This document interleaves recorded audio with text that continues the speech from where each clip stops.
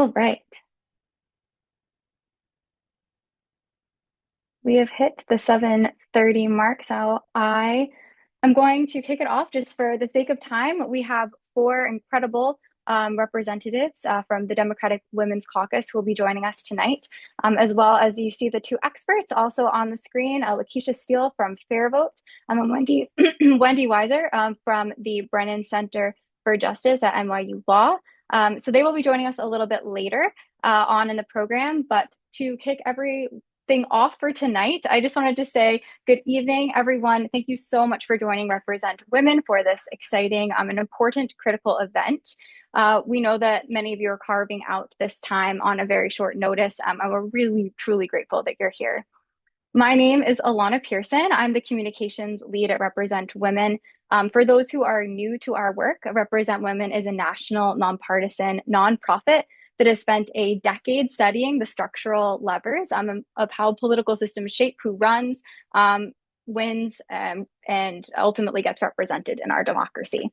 So we focus on the structural rules at Represent Women, election systems, ballot access, the mechanics of participation, because those rules shape outcomes long before Election Day and after Election Day. And one of the clearest lessons from our research is this, and it's that participation is not a side issue for women's political power. It is foundational. The rules that govern access to the ballot help determine whose voices matter long before votes are ever counted. And that is why this moment truly matters. The Save America Act has unfortunately resurfaced, and it's been quite quickly. And this version is currently moving through Congress. It is not the same bill that was introduced in January of 2025, but as the representatives will discuss today, it's very similar. It's been through 4 iterations leading to this upcoming vote. And so with this legislation moving so quickly, understandably, people have a lot of questions. Just in the last 24 hours, additional changes have been made to this bill. And so a lot of questions we've been fielding are, what does this version actually do? How would it work in practice? And what does it mean for women's political participation and representation if it passes? And these are such critical questions to be asking. And so at Represent Women, we felt it was imperative to pause the noise and for just long enough to create a space for grounded, fact-based discussion and conversation this evening. We really want this webinar to be one that looks beyond the headlines and asks how policies like this intersect with individuals' lived realities. That includes going over questions about what happens if I change my name? The reality is 90% of women who get married change their name. What will this bill do to women who have changed their names? How will it operate in practice? What about women who have caregiving responsibilities? Financial barriers, documentation requirements cost people time and effort to go and get them, and that can add additional barriers. And there's a lot of administrative complexity that our representatives will go into as well. So what we are diving into today is really how these realities that women face and what the bill would impose shape who could participate as a voter over time. So with a possible House vote coming again as early as tomorrow, there has been very little opportunity for public education or open discussion. So as everyone's been adding in the chats, please in the Q&A, ask any questions that you have. I will be fielding them, and the representatives truly want to spend time answering those questions that you have. So this is a fabulous place for you to ask your questions and have them answered live, which is wonderful. And with that, I want to go over the slate of people that we will have with us this evening. We're deeply honored to be joined this evening, as I said, by 4 members of the Democratic Women's Caucus. We've got Chairwoman Teresa Fernández of New Mexico's 3rd Congressional District.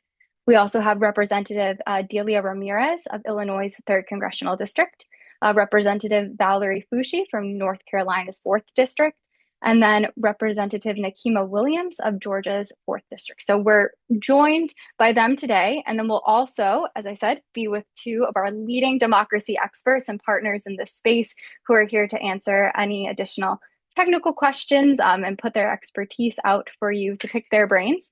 And so, as I mentioned, we've got Lakeisha Steele from FairVote. She is one of our partners that we work closely with, and Wendy Weiser of the Brennan Center for Justice at NYU Law. So Before I move on and get our representative to join our first individual of the night, I just wanted to give a quick points on what we will be covering tonight, and that is what the SAVE Act would change about voter registration, how those changes could affect participation in real life, and why women, caregivers, and voters facing documentation barriers are likely to feel the impact. So we are so grateful for the speakers for making the time to be here, especially with how quickly this conversation came together. And with that, I am honored to kick off tonight's program by welcoming Chairwoman Teresa Fernández of New Mexico, 3rd Congressional District. Thank you, Chairwoman, for being with us. And we also, looks like we have another representative as well. So I will give you the floor. Thank you so much. Thank you, Elena. Thank you for, oh my God, I see all these participants, and it matters because we matter. And what women do in this moment matters. And women are going to save our democracy, and they know that. Republicans know that we vote, and we're the majority voters, and that we vote about things we care about. We vote to make sure that we can afford groceries, that we can afford health care, that our health is taken care of, and we get to make the decisions about our own families ourselves and not letting politicians tell us what to do.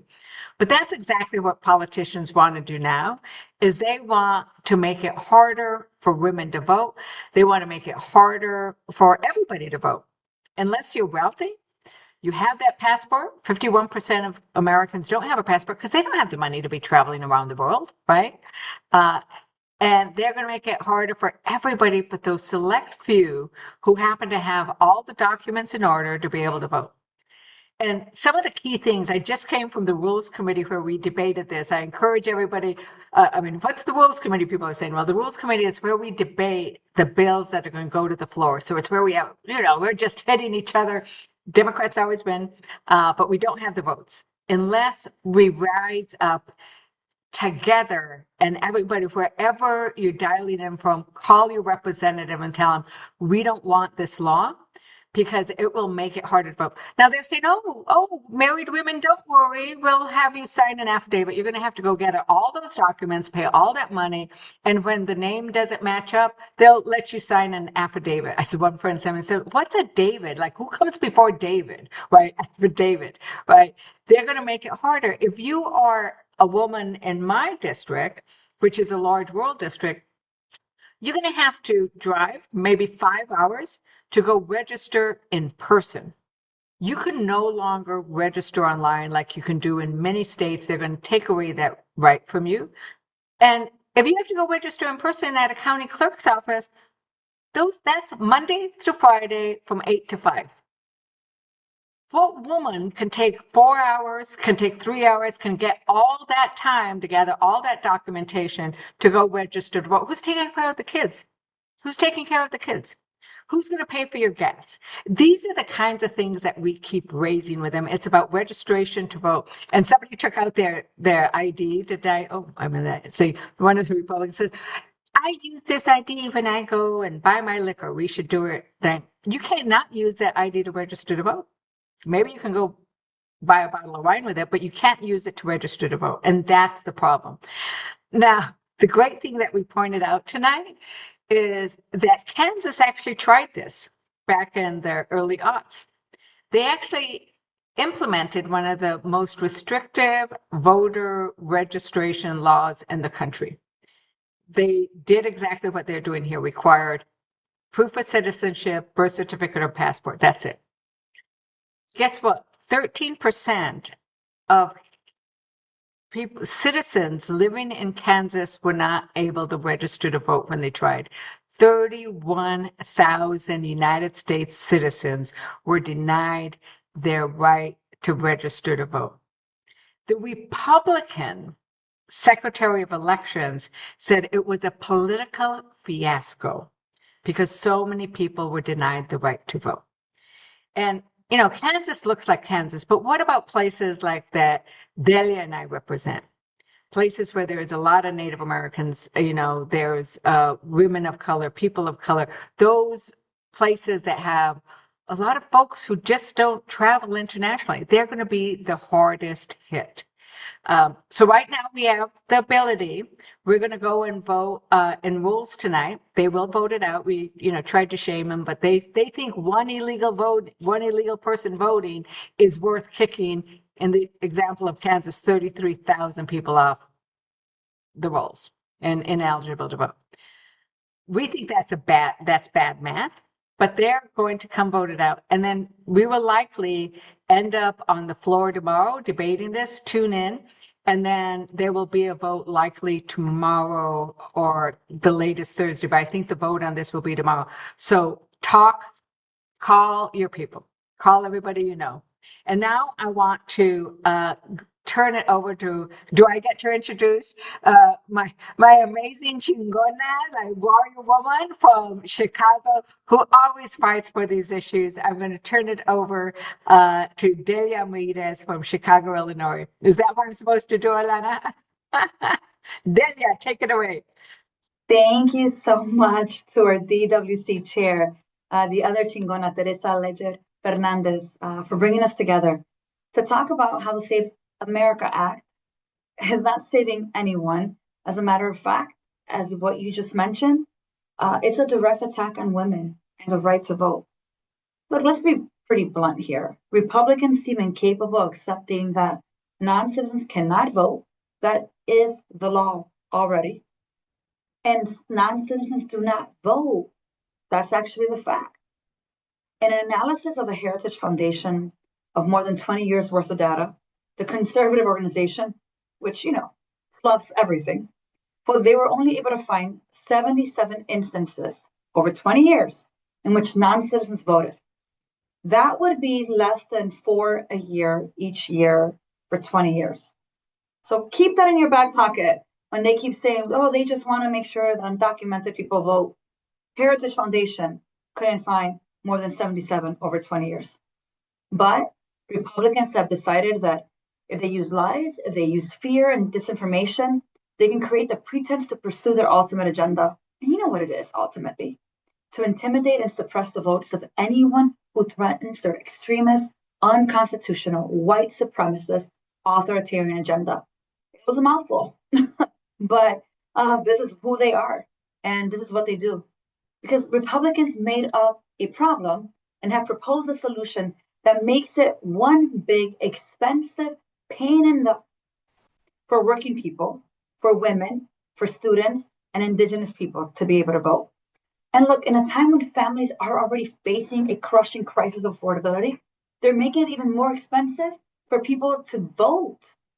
The Save America Act would require, as you've heard already, all voters to have to present passports or birth certificates to register to vote. And then they'd have to update their voter registration information. So what's the problem, some may ask you? Well, only half of Americans own a passport, if that. So now Americans have to spend $130 per voter to be able to vote in a time where they're barely able to pay for the rent, the mortgage, and all the darn expensive things that have come their way, especially under this president. Republicans have also added an extreme photo ID requirement to vote, requirements that are more restrictive than nearly every state's law. So what's the problem? Someone may ask you, as they do. Well, every additional step, every single piece of paperwork, every fee compounding to the barriers to the vote for millions of eligible voters, it just becomes more and more harder for people to vote. The problem is acute for women. And I think you've heard a little bit from our leader just a moment ago. But let me just add to that. An estimated 70 million women in the United States change their name upon marriage, meaning their IDs and their birth certificates don't match. So they don't have a passport, their birth certificate doesn't match their ID, then what's going to happen to them then? According to the text of the Save America Act, these 70 million American citizens would not be able to prove their citizenship and would be barred from registering to vote. Are you a survivor of domestic violence who decided to create new identities for yourself or for your children? You will be disenfranchised for ensuring your own survival. Just think about that. It's unacceptable. So look, bottom line, the Save America Act intends to suppress the votes for women for Black and Brown Indigenous people, for veterans and working class Americans. And how do you and I know this? Because they also want the voter rolls to be handed over to DHS so they can continue to racially profile and terrorize anyone they think isn't American enough to be voting. In continuing to advance these policies that make it harder for Americans to exercise their right to vote, Republicans are invoking historical policies intended to disenfranchise Americans. Literacy tests and poll taxes for eligible voters, grandfather clauses, which tied voters' rights to their grandfathers before the Civil War, all-white primaries to eliminate Black voters' presence in the electoral process, and now they want to show me your papers. So look, this is an opportunity for us to make sure that we clarify what the facts of this bill is. It will, in essence, make it nearly impossible for people to be able to vote without the fear, without the concerns, without the costs associated to being able to prove their identity. There's no saving in this bill, just voter suppression, which is exactly why we need to do everything in our power to block it. Thank you. Thank you so much for sharing those words, Representative Ramirez, and we're so grateful you were able to join us tonight. I know that Representative Ramirez had to hop off, but Chairwoman, we will hold for a second because I'm just going to introduce and have two of our election experts speak quickly, and then we'll go back and we'll have Q&A. So many questions are coming in. Thank you everyone for putting them in the Q&A. We will get to these questions, I promise. But first, I am going to turn the stage over, as I mentioned, to Lakeisha Steele. So grateful to have you here tonight. Lakeisha is the Vice President of Federal Affairs and Partnerships at FairVote, which is one of our partners in the democracy movement. Just to give a very brief bio about Lakeisha, she brings an extensive background and experience in federal policy and coalition building to the work in the democracy space. And tonight, we are just so grateful to have Lakeisha here to share how the law has been used throughout history to limit political participation and how from excluding women to restricting voter access, she's going to speak to how other similar strategies appear today in SAVE and in another horrible act, the Mega Act, which they're calling the SAVE Act 2.0. Because as a country, we face a similar choice in this moment, whether to roll democracy back or to strengthen it. And that is what Lakeisha will be speaking about now. So I will give you the floor. Thank you so much, Alana, for that beautiful introduction. Thank you to Represent Women for the opportunity and the Democratic Women's Caucus for their leadership, to Congresswoman Ledger Fernández and Congresswoman Ramirez for their leadership, the way in which they have outlined the harm in the SAVE Act and how they're really mobilizing the public against these bills.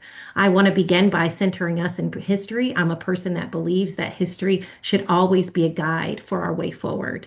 As James Baldwin once said, history is not the past, it's the present. We carry our history with us. We are our history. And throughout American history, the law has been used to limit who can participate in our democracy. At our founding, women and enslaved people were excluded entirely from political participation, as our Declaration of Independence proclaimed that all men are created equal. Property taxes and tax requirements further restricted voting to a small portion of our society. After Reconstruction, as we heard Congresswoman Ramirez say, literacy tests, poll taxes, and grandfather clauses were crafted to appear neutral, but in reality, they systematically denied Black Americans the right to vote. These laws were justified as protecting election integrity, but their true effect was exclusion. History teaches us that narrowing access does not strengthen democracy. It erodes trust, it concentrates power, and it leaves entire communities voiceless. Progress has only come when we have recognized these injustices and acted through amendments to our Constitution, through the Civil Rights Act and the Voting Rights Act. Today, we are seeing familiar patterns in bills like SAVE and MEGA, and we refer to them as a community as SAVE 2.0. These bills are framed as election integrity, as restoring confidence, but the truth is, if passed, these bills would make it harder for millions of Americans to vote. You heard Congresswoman Ledger Fernández and Congresswoman Ramirez say that married women who have not changed their last name would be disenfranchised. Citizens who do not have a passport or a birth certificate to register or re-register to vote would be disenfranchised. And MEGA goes further by eliminating mail-in voting, by creating unworkable, unfunded, and unnecessary mandates for election administration officials during an election year. And it bans ranked choice voting, a reform that gives voters greater choices and advances fair representation. This is the choice before us now. We can roll democracy back by restricting access to the ballot and repeating the mistakes of our past, or we can strengthen our democracy by protecting voter access and embracing reforms like ranked choice voting that allow more people to see themselves in our democracy. The timing is urgent. As you just heard the chairwoman say, another version of SAVE Act is due to be on the House floor for a vote tomorrow. Earlier today, the Committee on House Administration held a hearing on MEGA, and discussions are ongoing around attaching SAVE to the DHS appropriations bill. Democracy is strongest when more voices are heard, not fewer. The question before Congress and our country is whether we will repeat the mistakes of our past or expand the promise of democracy to the next generation. I'm grateful to the Democratic Women's Caucus for opposing this legislation. Earlier today, we saw Senator Murkowski come out against SAVE and MEGA in all of its forms. I hope more members of Congress will join them. Thank you so much, Lakeisha. We appreciate it. And now to jump over to our next election expert. I'm very pleased to have Wendy Weiser, the Vice President of Democracy at the Brennan Center for Justice at NYU Law School. The Brennan Center for Justice is a nonpartisan think tank and public interest law center that works to revitalize, reform, and defend our systems of democracy and justice. Wendy oversees the center's work on voting rights and elections, redistricting and representation, federal reform, abuse of power, and the courts. She is a constitutional lawyer and is an expert on a range of democracy issues, has authored tons of different reports and publications, and we are just so honored to have her here today to speak from her place of expertise about what the SAVE Act will mean. So Wendy, I will put it over to you.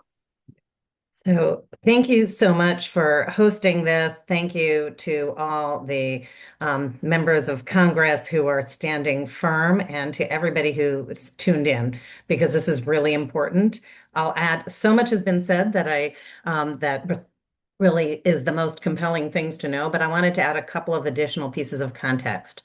First, while our history, we do have a shameful history of exclusion, it is important to know that Congress has never before passed a vote suppression law.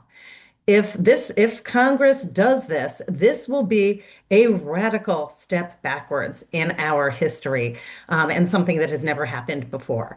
And this would be an extreme vote suppression law. As you've heard, the principal core piece of it would require a passport or a birth certificate to register to vote every time you register or re-register to vote. And our research has found that 21.3 million Americans don't have those documents readily available. You've heard about passports.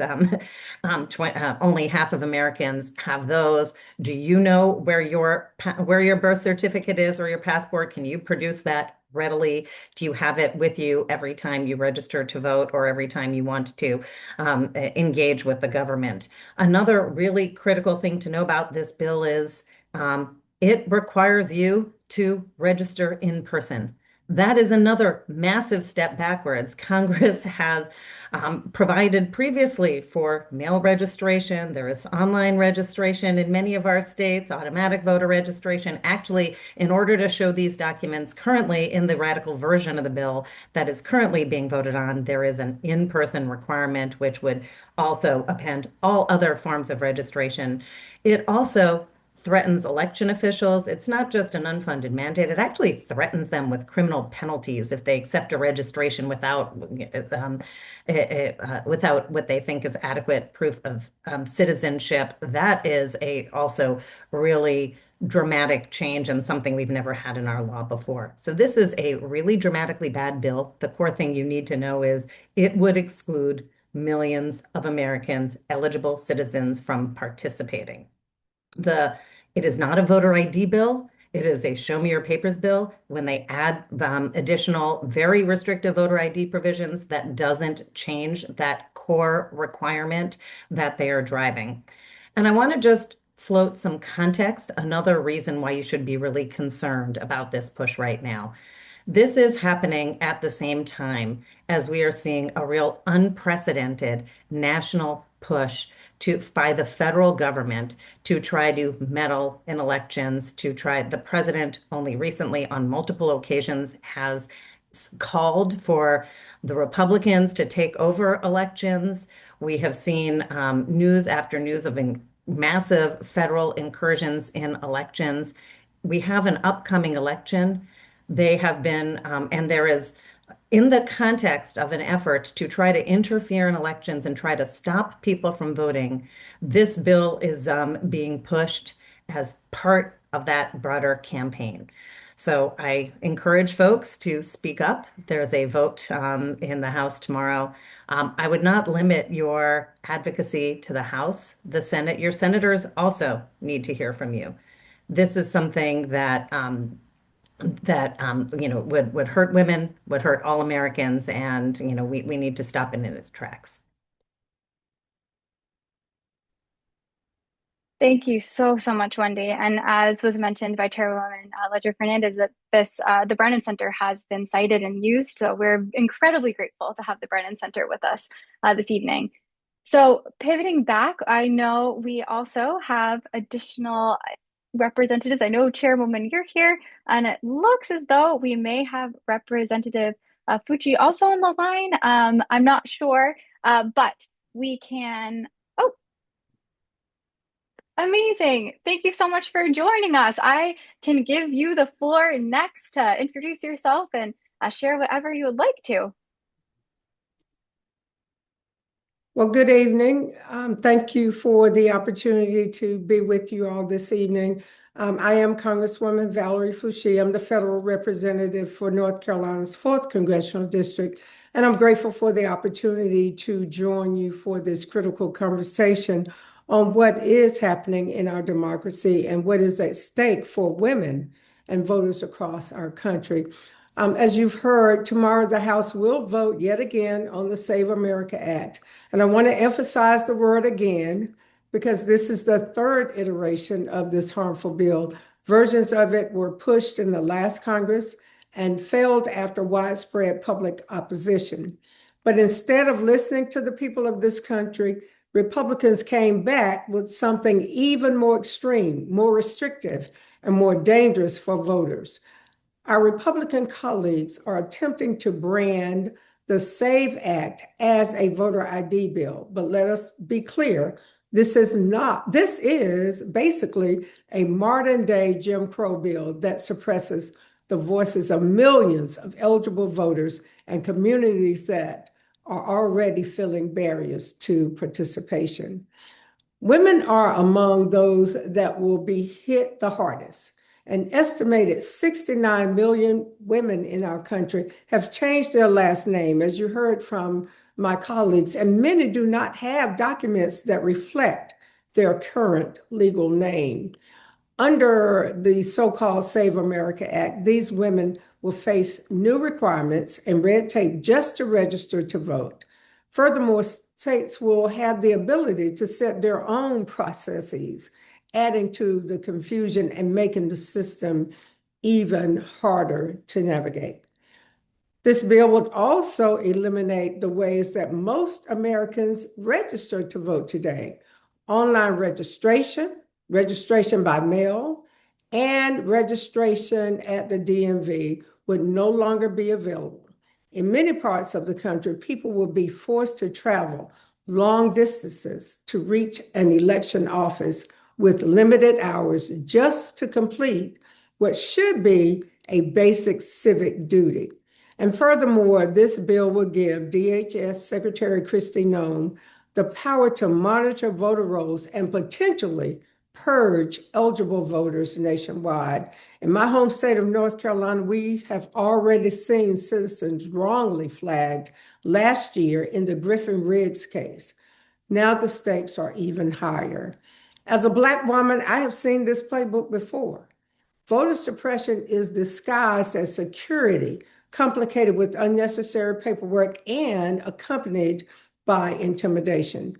And when voters are unable to navigate these obstacles, the fault is placed on them. This bill is not about election integrity. It's about solacing people, shrinking the electorate, and taking power away from women and communities who are finally being heard. This bill has failed Congress before, and we must reject it again. Our democracy belongs to the people, and we cannot let anyone take it away. So thank you for the opportunity to share with you all this evening. Thank you so much for joining us, Congresswoman. That was a fabulous presentation and speech. We are going to jump. We do expect that at some point, Representative Williams will be joining us. However, it has some technical difficulties. So if she is able to join, we will pivot over. But we have incredible questions from people in the chat, and I want to make sure we have space for those to be answered. So I will begin with all the questions. We have so many from folks who are posting them. I will go through as much as I can. The first one, Chairwoman, I'd love to direct over to you, is from a woman named Lindsay. As someone who's worked in election administration in some form for close to a decade, I'm extremely alarmed over the concerns regarding accessibility and disenfranchisement. I'm also concerned about the unrealistic timeline for implementation and lack of funding in previous iterations of the bill. Have any of the recent changes been related to those types of concerns? So thank you very much, because it's precisely because you understand what this is like by working in this field that you are I'm so glad you asked this question, because one, not only have the latest iterations not helped this, they've made it worse. Before the implementation was going to be put on some of the things to 2027, the bill as modified and provided this morning, and what we debated in rules today, would actually make it implemented immediately, so that anybody who tries to register from the date of passage, and they want to get it passed right away, right? Let's say they got it passed next week. So starting February 20th, you'd need to show all this documentation. The states would need to start collecting all the documentation. States who are already beginning the process, states who have already sent out ballots and who say you can register anytime, you can register by mail, you can register same day registration, all of a sudden everything is upended. And so it hasn't gotten better, it's gotten worse. And they keep trying to respond to issues we raise. Like we raised the issue of married women having their name changed. They're saying, now you'll have to gather all that documentation, but then you'll be able to do an affidavit. That's not a solution. The solution is don't require all this documentation, right? If you're going to fix it, fix the problem. And then the other thing, I'm very concerned with people who have worked and are continuing to work on our elections, because I call them democracy heroes, right? Democracy heroes are the ones who volunteer, who show up, who work the polls.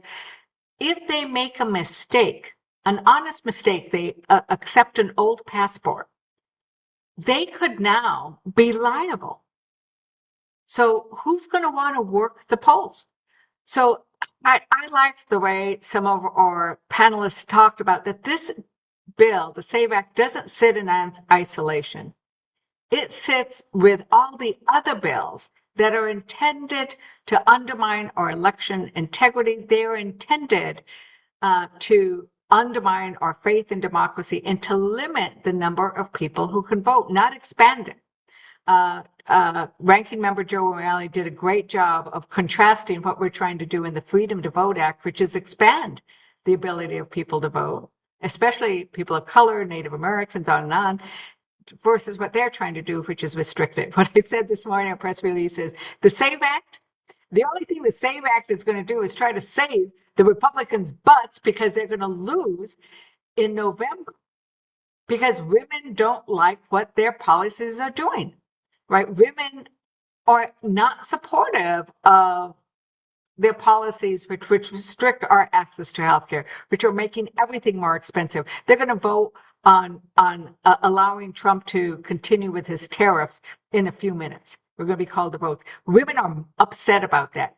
They want us to address affordability. They want us to address the fact that ICE is terrorizing our communities. They want to make sure that we get rid of these mass men terrorizing our communities. But what does Trump want to do?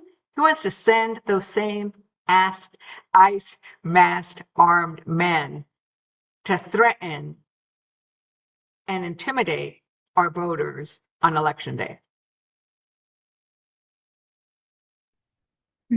Thank you for such a thorough answer, Chairwoman. It's quite concerning what is happening, and we're so grateful that you are here to inform us and are advocating for us as women across the country. I'm a young woman, so this means a lot to me. And I know a lot of women here are wondering if you are already registered to vote. I am registered to vote, but I have a different name than's on my birth certificate. Will I need to re-register? Is everyone going to need to re-register to vote, even if they already are? There's a little bit of confusion on what that process would be. So I'm hoping you might be able to clarify that, since we've had a lot of the same questions coming through. You want me to take it? I'll take it really quickly. You're fine if you're already registered to vote. You'll have to show voter ID, the accepted voter ID, when you go vote. The problem is you might not stay living in the same spot. So anytime you have to re-register to vote, this will apply to you. So like the Chair Steele said, oh, my fiance, we're going to get married. She's going to be fine. It's like, okay, that's fine with you because you have a passport. But what about all the other people who might get married, who might move, and you have to re-register to vote, who might move because you got a job, who might move because you got married and are moving in, one of the two of you are moving in. Anytime you have to re-register to vote, this law will apply to you. And then the voter ID requirements that are stricter than almost every single state. We're not against voter ID. Every state has some kind of voter ID. But what they want to do is pass voter ID laws that are so strict, you're not going to be able to vote when you show up and you don't have the exact kind of document that they've done. So the registration is one thing, which makes it very hard. And then the voter ID, which is more restrictive than almost every state when you go to. Thank you so much for clarifying that. And it looks like you may actually be the only one. So I'm going to be directing some of these questions to all of them to you.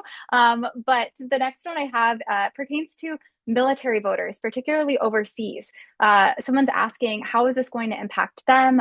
Should there be any concern? What about military spouses? Hoping you can share a little bit more about that. I think we still have Wendy. So Wendy, you've seen the latest version where they did the exemption. Why don't you answer this one? So my understanding is that the latest version actually created an exemption for military voters, but I will say this isn't the only version that's in play. We are talking about what is going to be voted on tomorrow. There are still multiple other versions that are in play that don't have this exemption, and there is no exemption in currently the versions in the Senate right now. So I don't want people to get wrapped up on the details. Fundamentally, most American citizens are going to be required to show a passport and birth certificate every time they vote and every time they register to vote and re-register to vote. And so, yes, but there's been a recent, just today I hear there was in the meeting that you were in, Chairwoman, there was a carve out, but that should not, that is going to impact still a fairly small number of Americans. We need a carve out for all of us. And if you happen to be overseas for some other reason besides being in the military, you don't have a carve out, so you're going to have to fly back to the United States to your county of registration to be able to register to vote, right? It's like, oh, I got called overseas. You are citizens. If you happen to be working overseas, going to school overseas, you're entitled to vote. But under this new law, you won't be able to register to vote by mail or online, using documents that a state has allowed. You'll have to fly back to the United States, drive to your county clerk, and register. And that's the problem is, and that's the other thing, Wendy, like, it's like, what's the latest version? This bill is so bad that every time we keep pointing out horrible things that they do a fix that doesn't fix the problem. The problem is the bill itself. The problem is the underlying premise that they lie, right? They're lying about immigrant voting. The Cato Institute, not just the Brennan Center, the Cato Institute, the Heritage Foundation, everybody acknowledges this is not a problem, but they want to blame immigrants for everything. They're trying to blame immigrants for name it, right? Oh, they're taking your housing. No, you know what's the problem of how it's raising the housing costs? Tariffs. $10,800. The tariffs are going to raise the cost of housing. Let's blame immigrants. Maybe people will get mad at immigrants, a classic playbook, get them mad at somebody, and then take away your rights. Give away your tax dollars to billionaires. So that's what they're trying to do, is blame immigrants so that they can then take away your right to vote, make it expensive, make it burdensome. This is going to make everybody, whether you're a woman, you're rural, if you're well off and you have your passport, fine. How many of our voters, of the people who live in my district, are well off and have passports and live, within that they could walk to their county clerk's office? It doesn't exist.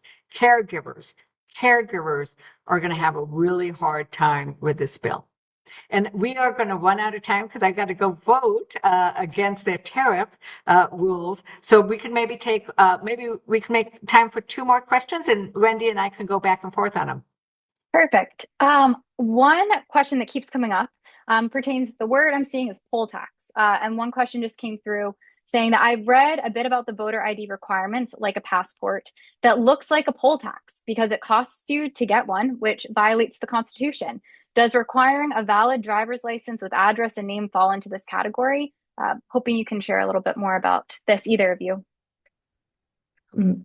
So absolutely, this bill is a poll tax, whether or not, and in fact, there have been courts that have actually struck down even photo ID laws as poll taxes when the state hasn't provided a mechanism for people to get that free of charge.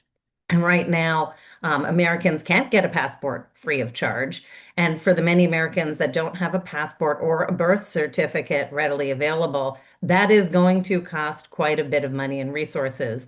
So, and there have been courts that have struck down similar documentary proof of citizenship laws in states before. So that doesn't mean that you should wait for the courts. We need to stop it beforehand. The courts we don't want to just rely on the courts to save us. We need to stop this before it gets there. So that was the Kansas case I talked about earlier, right? Where the restrictions were so severe that they got struck down because they are the equivalent of a poll tax. And when somebody says, oh, well, you have to do all these things when you want to drive. Well, driving is a privilege. Voting is a right.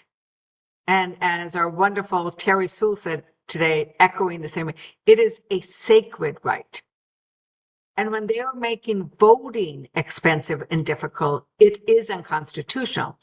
Our problem is we don't know what this Supreme Court will do with this. So we need all of you and everybody to raise the alarm, because this isn't about voter ID. They raised over and over again today, Democrats just don't want voter ID. No, this is not about voter ID. Every state requires some kinds of voter ID. This is about Republicans requiring 3 kinds of documents. And for every kind of those documents that they're requiring, it costs money, it costs time. And that is the problem, because every state already requires some kinds of voter ID. So we're not against voter ID. We are against voter suppression and making it expensive to vote. And I think I said 2, so we have one quick one, and I'll try to be quick in my answer. Okay, perfect. The last question I will close with is, if this is passed, What are the opportunities for this to be overturned? What steps do we have? I think people are curious. This feels very concerning. What's the takeaway that maybe can bring a little bit of hope? Of course, we got to defeat it. I think that's the hope, right? That we have Republicans in the Senate. And remember, in order for this to go through the Senate, they need those 60 votes. One, we have to work real hard so that we keep as many Democrats as possible. We are flipping against it. I hope that all of our Democrat colleagues understand why this is a problem. But then we need to kill it in the Senate. And they already know they have a problem. Not only are they not going to get 7 Democrat senators, but I think you're going to see some of those moderate Republicans who know that there is a problem in the state, Alaska. Oh my God. Can you imagine requiring all of those rural Alaskans to have to now drive to vote? They're going to kill that Senate candidate, right? And this will help us get Mary Peltola elected. And so they know that in the Senate. Like Republican senators actually know how bad this is.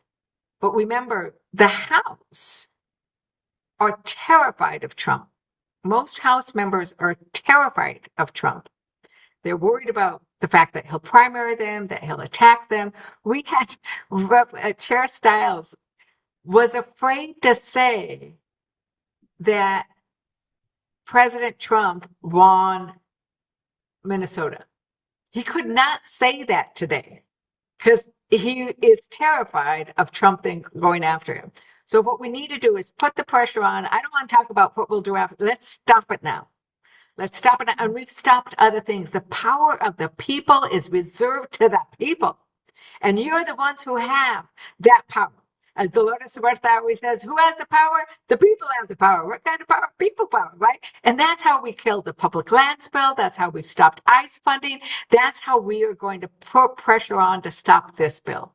So let's all do it, mujeres. Let's get this done. Let's kill it. Let's kill it. If we can in the House, and if we can't, let's kill it in the Senate. Yeah, and we killed it once before. That's the hope, is it was wildly unpopular, and it was largely women who led the outcry against this vote suppression legislation. So let's show them what women can do.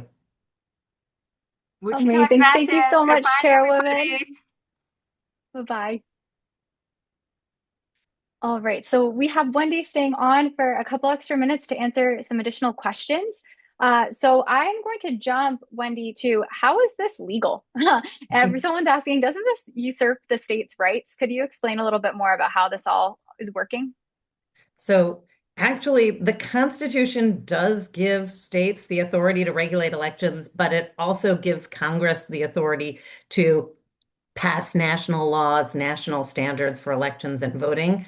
So Congress can pass laws. The problem with this isn't that Congress doesn't have the power to pass voting rights and national election laws. The problem is this is a bad law. This would hurt our elections. This would hurt our voting rights. This would hurt American citizens who are and disenfranchise millions of us. So the problem with it is that it is wrong. To the extent, there are I believe it is also unconstitutional, not because of states' rights, but because of voters' rights, because that it interferes with our constitutional rights under the First Amendment and the 14th Amendment to have voting rights free from undue burdens. But Congress can and should pass national election laws that make it easier to vote, that improve the election process, that prevent election interference. That's actually what we want Congress to do, not this. This is a bill that brings us backwards and would be the first vote suppression law passed by the U.S. Congress in our history. Thank you so much for providing that answer. And one other question. I mean, we've moved forward. We have now mail-in ballots, which have enfranchised a lot of people. So someone had a question of, will this affect vote by mail? And this may, Lakeisha, also be something, if you want to speak to kind of the other bill happening right now, the MEGA Act, because that does have a vote by mail provision in it. So either of you, both of you who'd like to go from there, I will give you the floor. So this doesn't affect vote by mail, but it does affect your ability to register to vote by mail, which is a much more widespread, long-standing fixture of our American election system that Congress actually passed a law mandating nationwide, and it dramatically expanded voter registration rates. And if you have to show up in person to show your papers, you are not going to be able to register to vote by mail. And we're going to see plunging numbers, not just because of the show me your papers requirement, but because of that really burdensome setback in eliminating registration by mail. Thank you. Oh, Lakeisha, I was like, where'd you So go? sorry, so sorry. I have a 4-year-old. So it is, it's past bath time. So I do apologize for being on and off camera, who's yelling right now. But I do want to say, and the Wendy is absolutely right. So that because there's so many versions of this, it's so important to just keep up with how each iteration of this, expands and actually makes it more harmful. So you do see in the Make Elections Great Again Act, MEGA, which was introduced by Chair Brian Stile, who sits on the House Administration Committee, who serves as chair of that committee, that you do see in this bill the prohibition on mail-in voting for those 8 states that do actually provide that.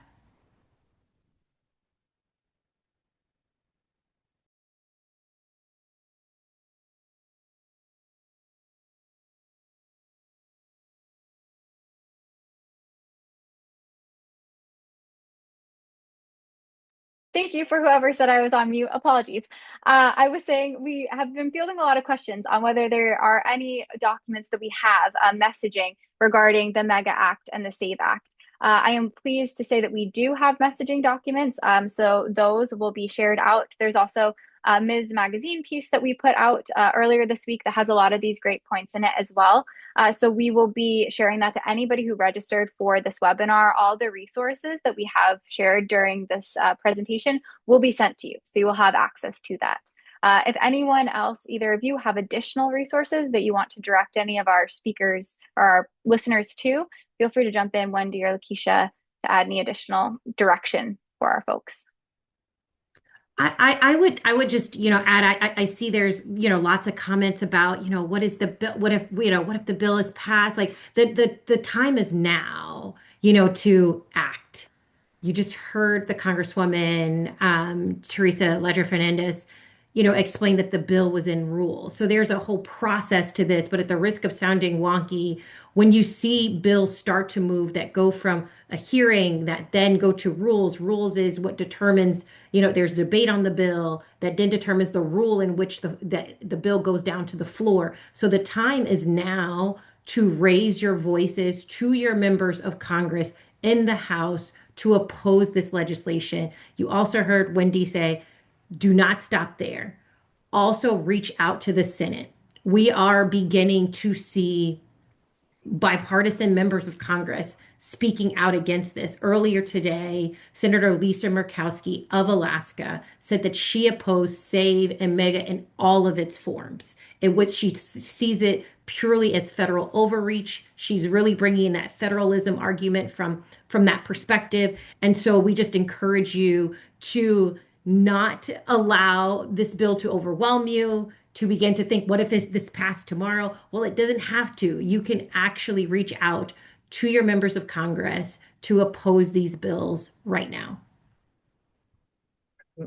That is the most important takeaway, I think, from today, is that every single person on this call and everyone else has the power now to really make a difference and stop this in its tracks. We all did so before. Together, collectively, this is really the time to step up. It has not gotten any better. It is still a vote suppression bill that would require people to show a passport or birth certificate every time they register to vote. It will block millions of American citizens. It is not an immigration bill. It is not a reasonable voter ID bill. It is not an election regulation. It is vote suppression, and we need to stop it. And your members of Congress need to hear from you in both the House and the Senate of both political parties. Yes, and we will also have this webinar in case you want to share that. I know we've had some really incredible discussion tonight, clarity on a lot of key points. And so if you feel like there's someone in your life that would benefit from rewatching this and getting educated, we'll have that on YouTube later this evening. So we will be able to share. That's a priority of mine to make sure we get that up since we are on a rapid timeline before a vote. So thank you so much. We're at the 5 minutes to close mark. I just wanted to thank everybody again for joining this evening. We have not really done a rapid response webinar before, but we are definitely going to be hopefully doing more of them going forward. So please stay tuned for any additional emails from us, updates. You can always sign up for our email list, which is on our website at representwomen.org. Someone just came in on what time is the vote tomorrow? That has not been confirmed, but again, if you are on the Democratic Women's Caucus email list as well, they are sending regular updates about what is happening on the floor, not just for this bill, but other bills that truly matter for women's issues. So I would also suggest going over there and signing up for that email list. So we will do our best to keep you posted. And anything else that comes up, if you have questions following this event, please feel free to reach out and email us, message us on social media, message our emails.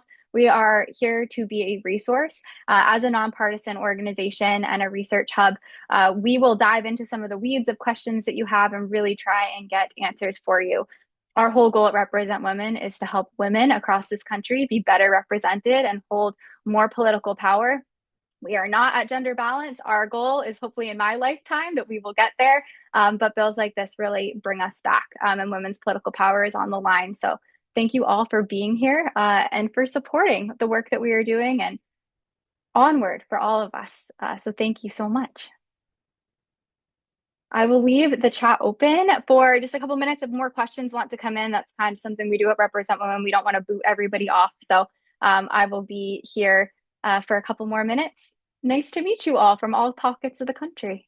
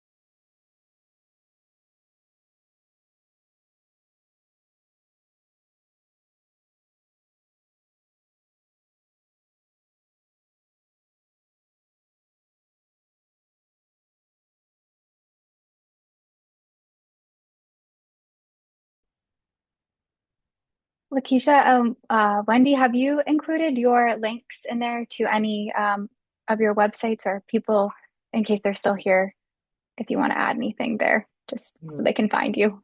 Thanks, Alana. Yeah. Yeah.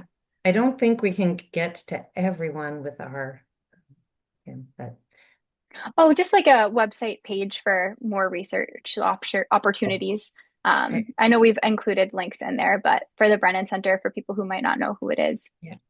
Oh, I mean, we can only type hosts and panelists.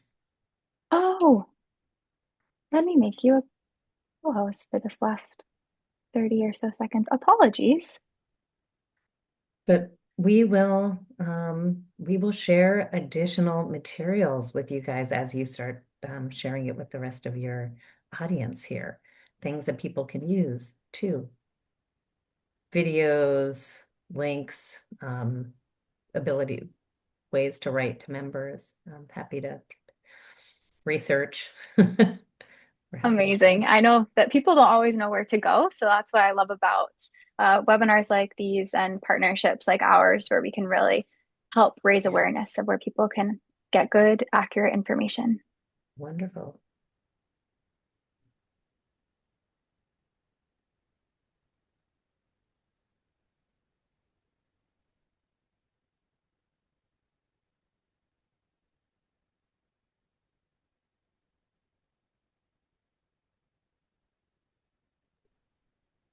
And yes, to answer live, you will be able to see this presentation later on. I will have it on YouTube and I will circulate it out to everybody so that it can be widely shared.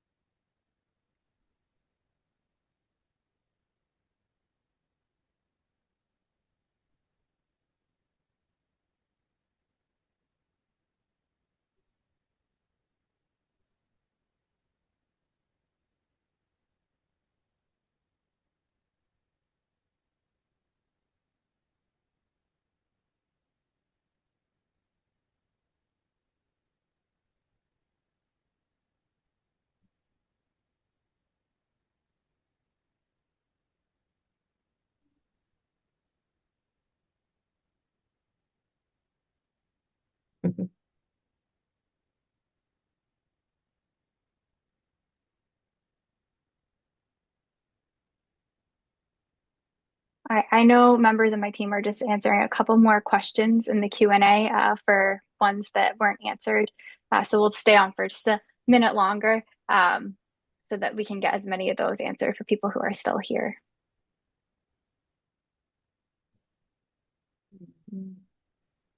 Thank you, Alana. Wonderful job. Lakeisha and Wendy, I see there's a question about military voters. Any particular implication for military and overseas voters? So I think we answered this one live before because just this afternoon, this particular bill was amended. The one that's being voted on was amended to exclude them, but this Gotcha. is Okay. not true of all the others, and I wouldn't. And of course, all of these from the show me your papers requirements, all the other burdens would still apply and are much more cumbersome when you are overseas. Great. Thank you. Yeah, a manager's amendment was introduced this morning to remove the provision that was unfairly targeting military spouses, which are predominantly women. And so in this current form, the bill would not require Americans to register to vote in person with documented proof of citizenship. That carve out is a good thing that they at least added in. Prior to that, military spouses would have been deeply affected.